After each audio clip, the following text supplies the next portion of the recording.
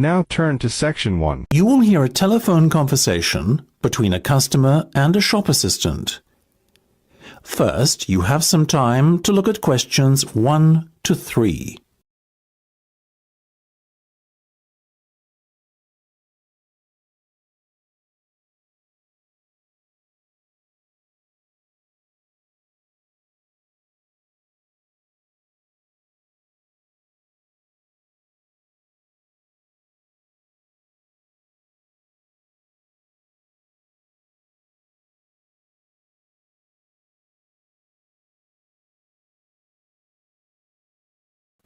You should answer the questions as you listen, because you will not hear the recording a second time. Listen carefully and answer questions 1 to 3. Good morning, Jenny's Suit Rental. Jenny speaking. How may I be of service? Hi there. My name is Max Jones. That's Jones. And I'm looking to rent a suit out for a special occasion. Certainly, Max. We charge a set fee for our services. You can either choose from our designer range and pay £50 to rent your suit out, or choose from our standard range at a cost of £25. So, what will it be? Oh, the first option, please, Jenny. £25, did you say? Unfortunately not. The designer range is twice that price. Oh, in that case, I'll take the second option. Standard, was that it? That's right. Now, before we go any further, may I ask how you intend to pay? Do you accept cheques? Yes, but only in exceptional circumstances. We prefer cash or credit card. Well, as I haven't got one, does this count as those circumstances? Yes, that'll be fine. Make it payable to Jenny's Suit Rental. Will do. Before listening to the rest of the conversation, you have some time to look at questions 4 to 10.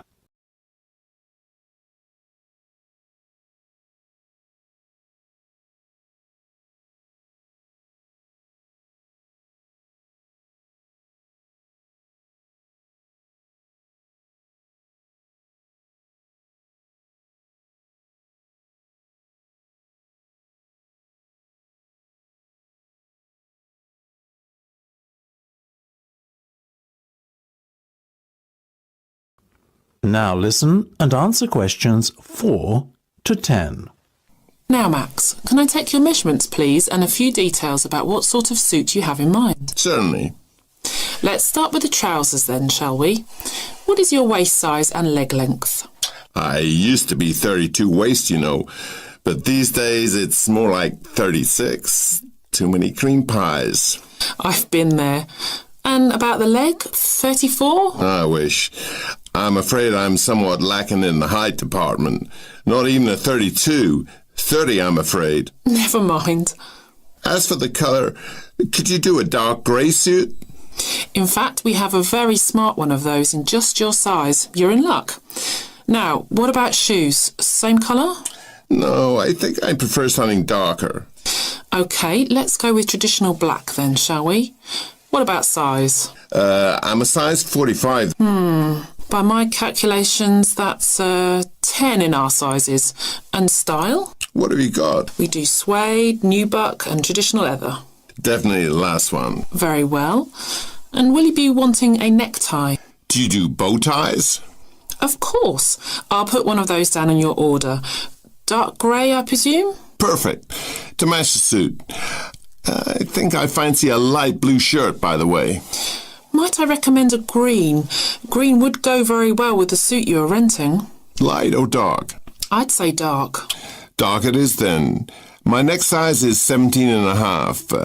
Hard to believe that a little over a year ago I could fit into a 15, isn't it? Those cream pies again, right? You got it. Now, what about your suit jacket? Same colour as the trousers, obviously, but what size? Medium should be fine. Are you sure? Yeah. And have you got any of those 3-button ones? I'm afraid not. The 1 and 2 button suit jackets are far more popular at the moment. In fact, the 1 button is all the rage. Let's have that one then. No problem. Now. That is the end of part 1. You now have half a minute to check your answers.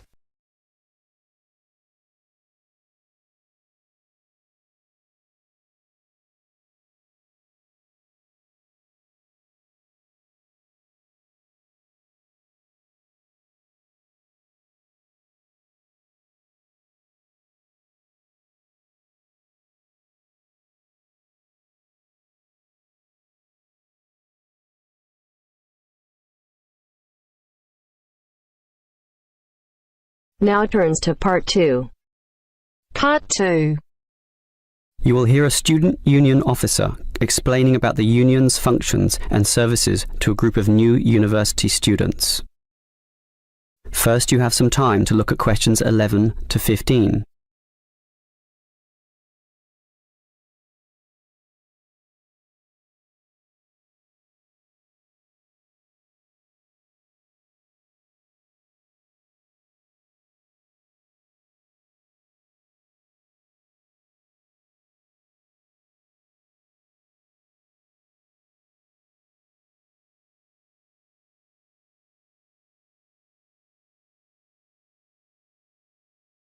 Now listen carefully and answer questions 11 to 15.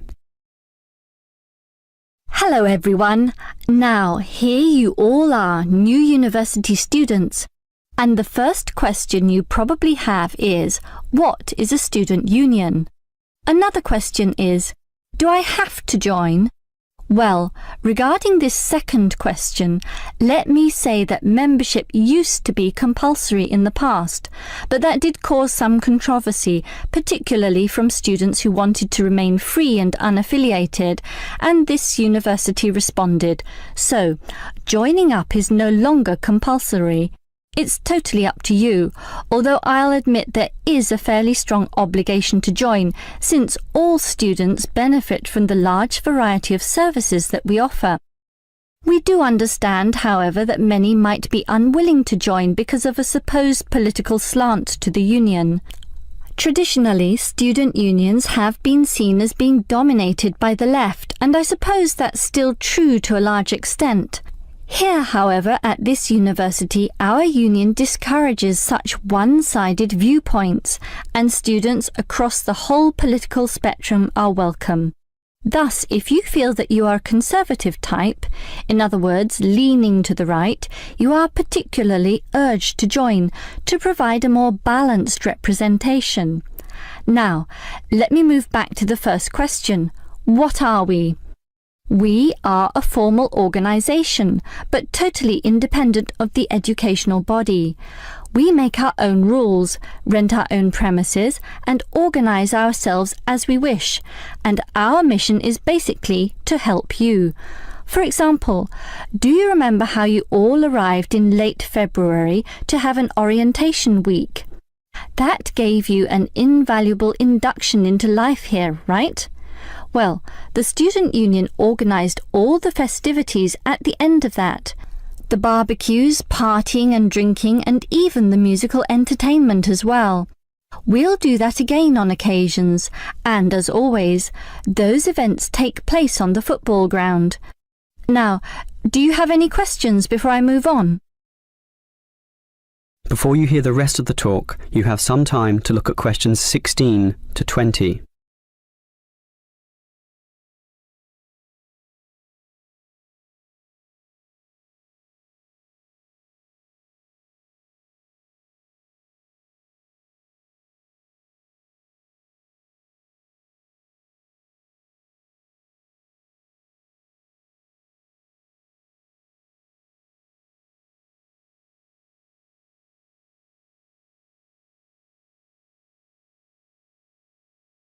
Now listen and answer questions 16 to 20. Now, let me tell you more about the student union and its basic functions. In general, there are 3: social, organisational, and representational. Let's look at the first one. Basically, the union provides many social outlets for you to relax and have a better life at university. If you go to our union office, you'll find a list of the many clubs and societies we have, where you can make many friends with people who share a common interest. So, after class, sit with them in the cafeteria and discuss whatever takes your fancy.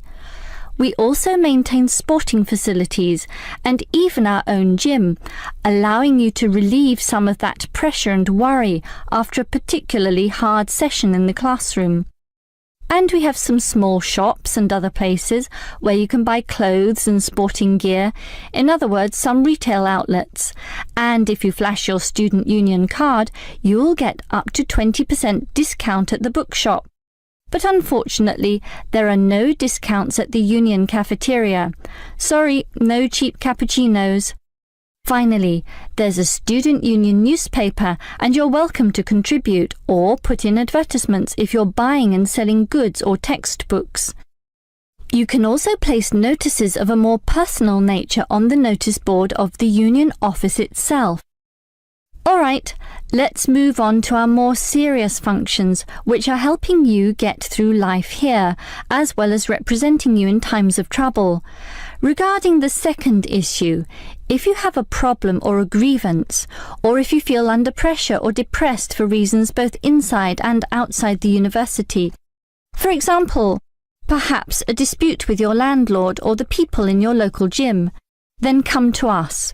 We have a range of counsellors and helpers, and even some lawyers, who you can meet in the conference room. So just sip a cup of tea or coffee with them and tell them your troubles, and they'll be all ears. Basically, there's every reason to join the student union, since whatever you need, whether it be social or representational, we will help you.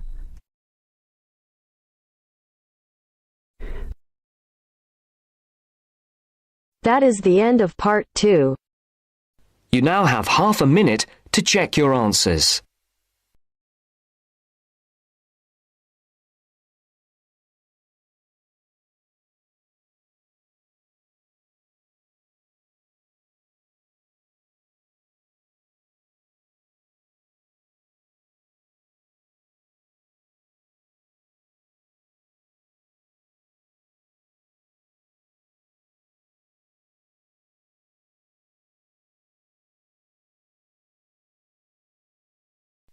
Now turns to part 3. Part 3. Richard Murray, a zoologist and popular TV personality, has been giving a talk on endangered species of wildlife to members of the Young Conservationists Association in a small town in the south of England. Listen to the extract from the discussion he had with two of the young people after his talk. First, you have some time to look at questions 21 to 25.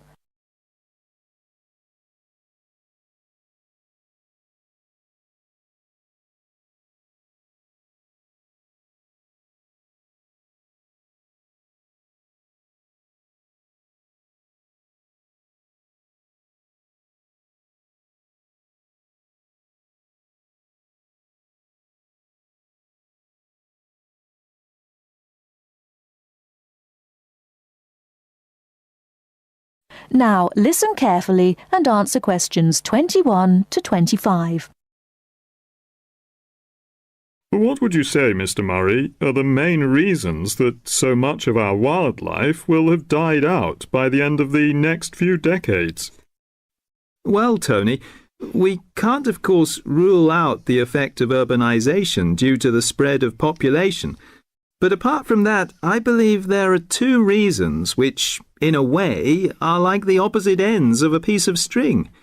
If you tie a knot in that piece of string, you end up with a circle, and whichever way you go round, it's going to turn out to be the same. I don't think I quite get that, Mr. Murray. Well, let's put it another way. It's rather like a film. You've got the good guys and the bad guys. They're pulling in opposite directions, but when it comes to the final showdown, it's hard to make out which is which. What are your two reasons, Mr. Murray? I call them greed and caring. Greed and caring?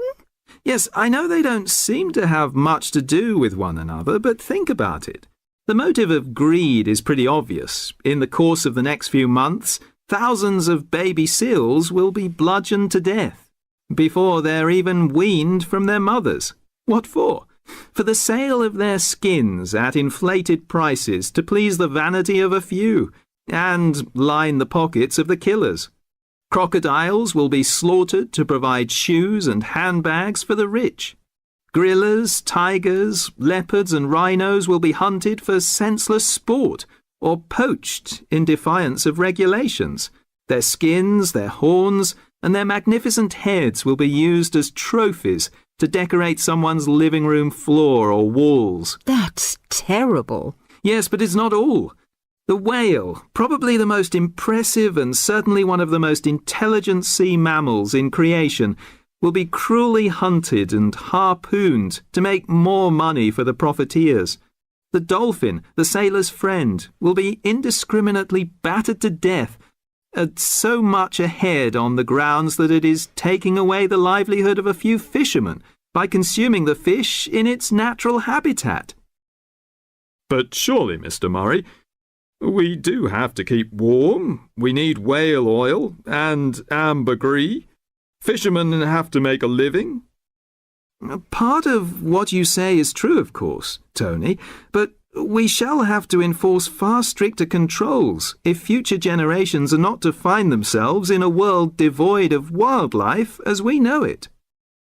Well, I see what you mean about fur coats and crocodile handbags, Mr. Murray, but I don't understand what you mean by caring. That can't be bad, surely. I mean, I thought we were supposed to be living in a caring society. Well, so we do, in a way. The trouble is, there are so many well-intentioned people who start out with the best possible motives of trying to protect or immunize us from this, that, or the other in the most effective way at the quickest possible rate. But in their enthusiasm, they lose sight of the long-term consequences. It's only very gradually that the danger to other forms of life, including humans, comes out. Not to say leaks out, and by that time it'll probably be too late to do much about it. Take insecticides, for instance. But Before you hear the rest of the talk, you have some time to look at questions 26 to 30.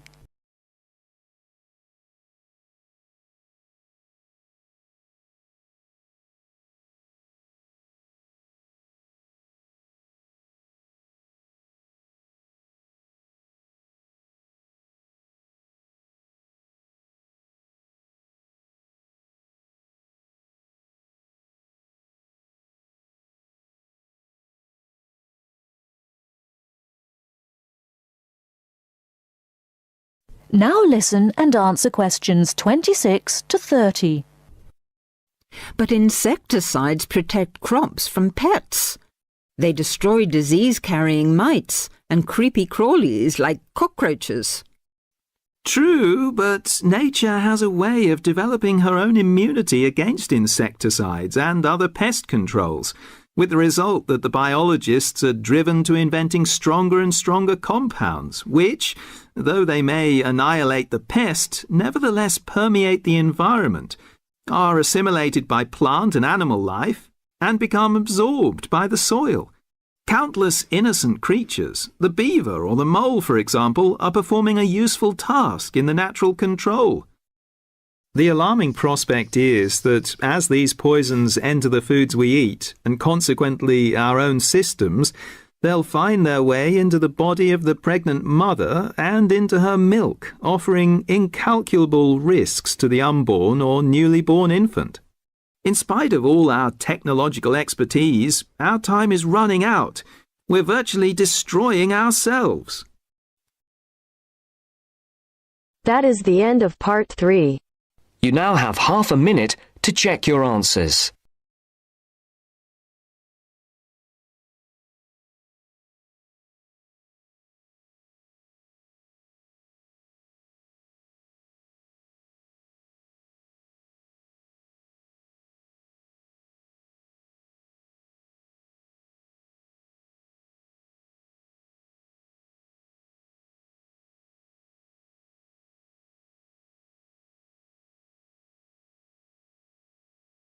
Now turns to part 4. Part 4. You are going to hear a talk on 2 famous American presidents. First, you have some time to look at questions 31 to 40.